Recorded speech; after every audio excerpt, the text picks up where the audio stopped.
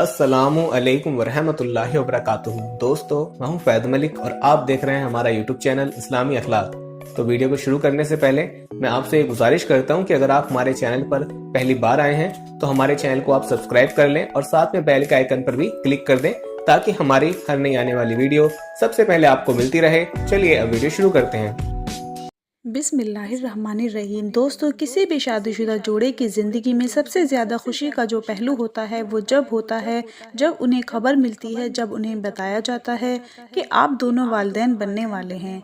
शायद ये दुनिया का सबसे ज़्यादा ख़ास एहसास है। जब औरत माँ बनती है तो वो 9 महीने तक एक नन्ही सी जान को अपने पेट में पालती है।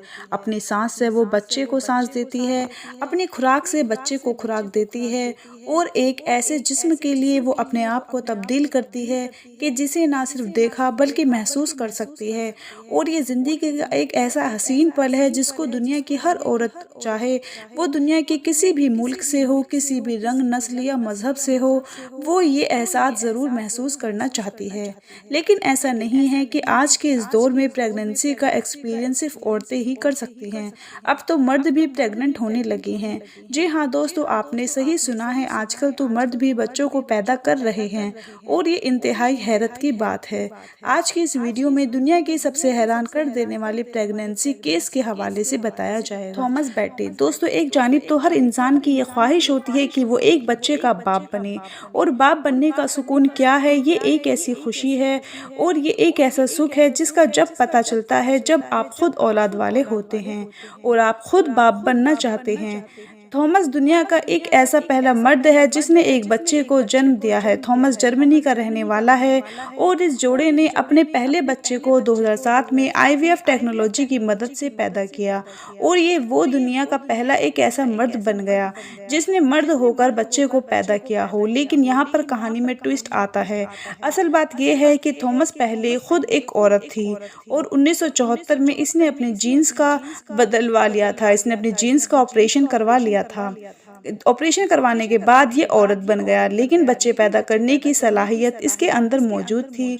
इसके बावजूद 2002 में वो मुकम्मल आदमी बन चुका था और इसकी शादी नैन्सी नाम की औरत से हो गई। लेकिन कुछ प्रॉब्लम्स की वजह से नैन्सी माँ नहीं बन सकती थी दोस्तों, और फिर थॉमस ने ये फैसला किया कि वो अपनी बीवी के लिए एक बच्चे को पैदा करेगा और थॉमस ने आईवीएफ की मदद से बच्चे को पैदा करने का अध्ययन किया और वो इसी तरह से बच्चे का माँ और बाप दोनों बन गया था।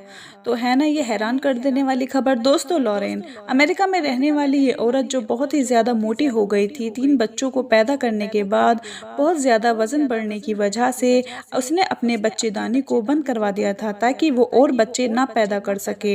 लेकिन दुनिया में कुछ ऐसे हैरानकुन काम होते हैं जो एक्सपर्ट्स के भी परे होते हैं, उसकी कोई वजह पेश नहीं की जा सकती और शायद इन्हीं को ही मौजज़ा कहा जाता है, यानी करिश्मा कहा जाता है। कुछ ऐसा ही इस औरत के साथ हुआ। बच्चेदानी को बंद करवाने के बावजूद भी ये औरत 6 साल बाद प्रेग्नेंट हो गई थी और इसने अपने चौथे बच्चे को पैदा किया। इस बात को देखकर डॉक्टर्स भी हैरान हो गए कि ये ऐसे कैसे हो सकता है कि बच्चेदानी बंद होने के बाद भी प्रेगनेंसी कंसीव की जाए। लेकिन ओवरवेट और इसकी ट्यूब बंद होने के बावजूद भी लॉरेन अपने छोटे बच्चे को जन्म देती है और आज भी जिंदा है। और ये हैरान करने वाला वाक़या था कि आखिर ऐसा कैसे हो पाया। कई मर्तबा दोस्तों, ऐसे ही ज़िंदगी इतनी मुश्किलात पैदा कर देती है जिनसे निकलना मुश्किल हो जाता है, लेकिन उन हालात में हमें मजबूत होकर मुश्किलात का सामना करना पड़ता है। ऐसे ही एक और वाक़या है, इसका नाम है हैज़ी और इसकी उम्र है 33 साल। तो 9 हफ्ते के बाद ये मालूम हुआ कि वो प्रेग्नेंट है, लेकिन प्रेगनेंसी के भी 3 महीने बाद उसको पता चला कि उसे स्टेज 4 का ब्रेस्ट कैंसर है। मामला बहुत पेचीदा था। उसे अपने बच्चे को भी बचाना था और अपनी ज़िंदगी को भी बचाना था, इसलिए उसने सबसे कम कीमोथेरेपी डोज से अपना इलाज करवाना शुरू कर दिया।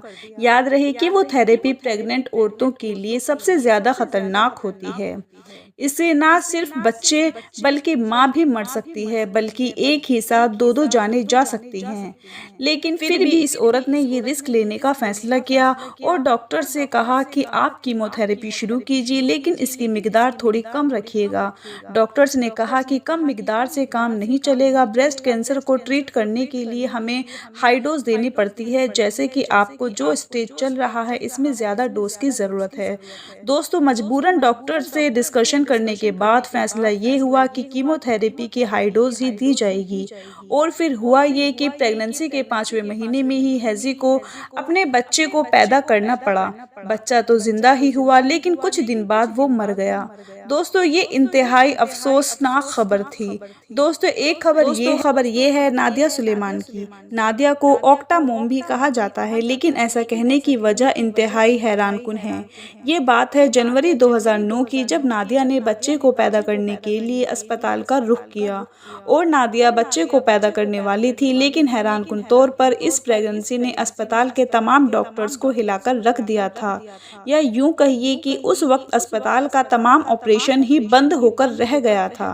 असल में नादिया ने 8 बच्चों को एक साथ पैदा किया था, जिसके बाद हॉस्पिटल ने इसका नाम ऑक्टा मॉम रख दिया था। और साथ ही इस प्रेगनेंसी के बाद वो पूरी दुनिया में मशहूर हो गई थी, क्योंकि बात दरअसल ये ज़्यादा हैरान की नहीं थी कि उसने 8 बच्चों को एक साथ पैदा किया, बल्कि असल में हैरान करने वाली बात तो ये थी इस औरत के पहले से ही 6 बच्चे और मौजूद थे, क्योंकि 8 और 6 नादिया 14 बच्चों की मां बन चुकी थी। एक ही वक्त में इन बच्चों को पाल रही थी, एक ही वक्त में इनकी ज़रूरतें पूरी कर रही थी, और इसलिए ही इनको ऑक्टा मॉम या सुपर मॉम भी कहा जाता है। अब नादिया अपने 14 बच्चों की वजह से सोशल मीडिया की स्टार बन चुकी थी, और हर कोई जानना चाहता था कि आखिर कैसे वो एक साथ 14 बच्चों की परवरिश कर सकती है। ये वाकई लेकिन इंतहाई कठिन वक्त होगा, लेकिन वो इसमें कामयाब रही। तो दोस्तों, अपना बहुत सारा ख्याल रखिए, 5 वक्त की नमाज पढ़िए। अगर आपको हमारी वीडियो पसंद आई है तो वीडियो को लाइक कीजिए। कमेंट बॉक्स में बताइए कि आपको हमारी वीडियो कैसी लगी। अपना बहुत सारा ख्याल रखिए, दुआओं में याद रखिए, 5 वक्त की नमाज पढ़िए। अल्लाह हाफिज़।